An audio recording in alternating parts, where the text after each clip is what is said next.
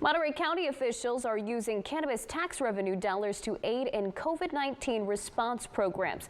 KION's Jocelyn Ortega joins us live at the Monterey County Food Bank to tell us how these funds are making a difference there. Jocelyn. It's been 6 months since the start of the pandemic, and millions of people across the country are still struggling with job loss and food insecurity, but a good portion of that money is being put to good use here at the food bank to make sure that people stay fed. Monterey County officials say the struggle to keep the community members fed during the pandemic remains an issue. After a vote from the Monterey County Board of Supervisors, $250,000 was given to the Monterey County Food Bank to go towards feeding those community members in need.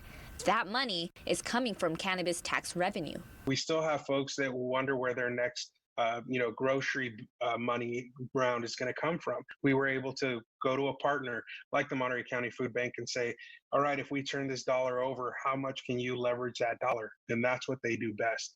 Lopez says about $6.9 million in cannabis tax revenue has been set aside specifically for the county's emergency needs during the pandemic, including homeless resources, education, and even overtime needs and equipment for law enforcement officers to make emergency response faster and more accessible during these times. It's a relatively new fund. Cannabis in California, it's only really been around 5 years.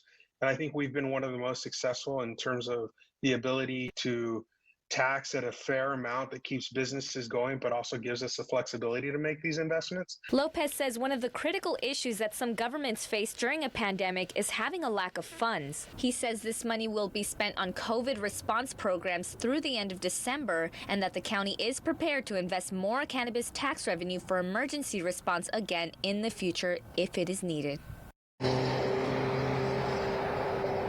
There are still more food distributions happening on the Central Coast. The next one is on September 25th at MPC. If you want to find out more about these resources, we do have those links posted on our website, KION546.com.